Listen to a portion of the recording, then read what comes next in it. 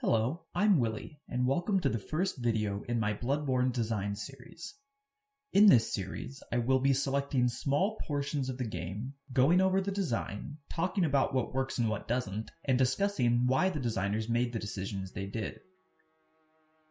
In this first series, I'm going to be going over the area Central Yharnam, starting with the very first part of the game, Iosefka's clinic, and the encounter with the Scourge Beast. From Software's games are masterclasses in teaching and providing context via gameplay and encounter design. They don't rely on explicit tutorials, manuals, extensive on-screen prompts, or a cluttered HUD, allowing them to educate and engage simultaneously. This sequence in particular is an immaculate example of how to completely establish one's expectations and teach many fundamental concepts using only 2 rooms, a door, a staircase, and a basic enemy. The player awakens from their transfusion, alone in a dark and cluttered room full of sinister books, vials, and surgical tables. They are alone, vulnerable, and perhaps feeling a bit claustrophobic. They are also unarmed and unarmored, thrust into an immediate, threatening, and oppressive environment. Here, with a few simple choices, the designers have set the tone for the entire game. The game draws the player forward despite the threatening atmosphere, with a shining indicator on a chair and a lamp-lit door. The shining light prompts the player to press X to interact with it, and they're given a brief and cryptic message, instantly establishing the feeling of mystery that the game revels in, simultaneously teaching them that the X button is how you interact with objects in the world. The door, the only other notable feature in the room, is marked by a bright and obvious lamp with a clear path to it. The rest of the room being cloaked in inky darkness and cluttered with trays, chairs, and tables. It opens onto a stairway leading down. The use of a stairway here is a deliberate choice by the designers, as a stairway is a definite transitional path leading to somewhere, and feels more like immediate and progressive exploration than a simple hallway would. The bottom of the staircase opens into a small, empty, and moderately well-lit room. Here, the game is giving the player a safe space to explore the basic controls, giving them 2 simple notes that are hard to miss and that they've already been taught how to interact with. These notes teach you that R1 is the basic melee attack, and R3 is how you lock onto enemies. We'll go over why they chose to explicitly teach those things to the player later. These first moments of play allow some very brief downtime after the striking and slightly traumatic opening cutscene. They build the atmosphere a little bit, and let the player feel like they've started exploring before encountering the first real obstacle, thereby introducing them to a pacing structure that permeates the entire game. The player then enters the next room, a much more intimidating environment. Shelves, trays, and shadows limit their line of sight, and a menacing bestial sound clues them into impending danger, and the whole ambience gives a different impression than the previous 2 rooms.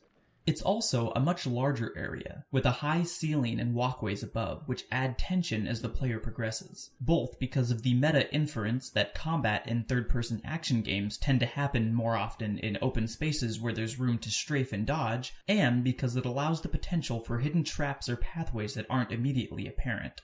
The player can't keep their eye on everything all at once.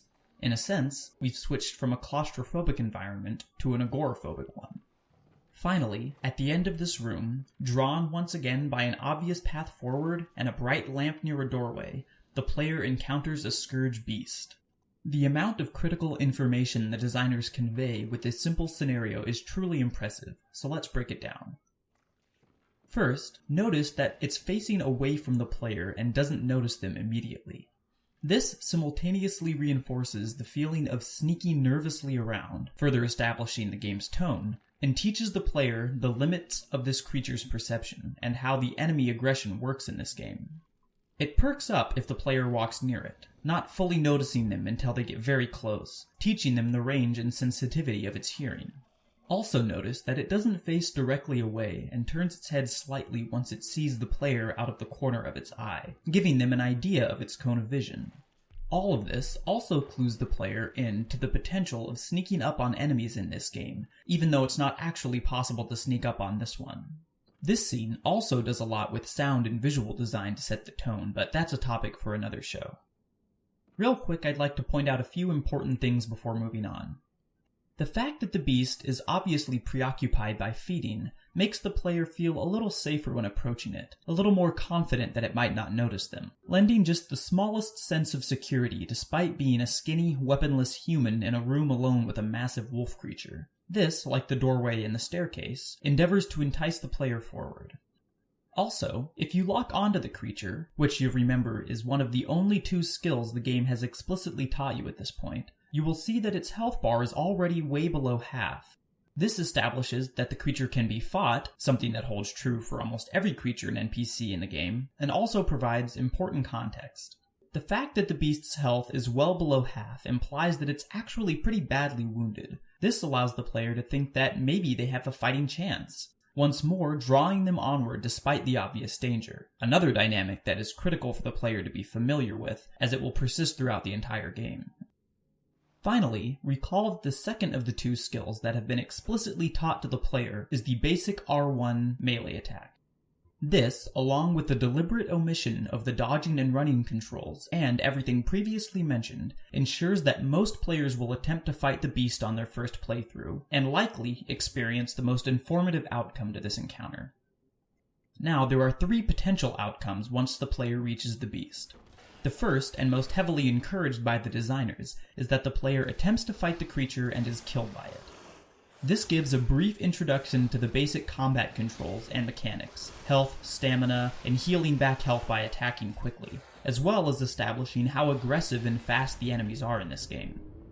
The player is then transported to the Hunter's Dream, where they are given respite, more context, and a much broader introduction to the game's setting and mechanics. The second outcome, less likely than the first, but still feasible, is that the player flees past the beast and escapes into the streets of Yharnam.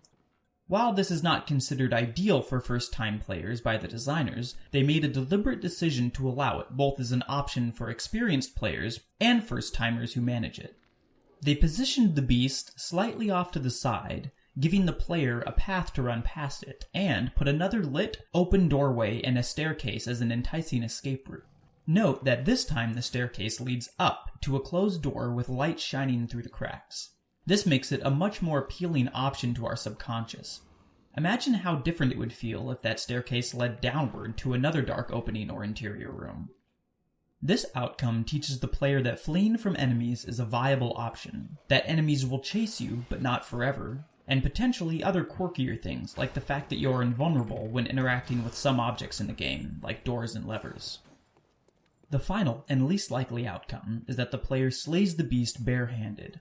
It's a very tough fight and provides the player with a sense of real accomplishment, firmly establishing the notion that no enemy in this game is unkillable, and that you can press forward through danger and darkness and still have a chance of coming out of it alive.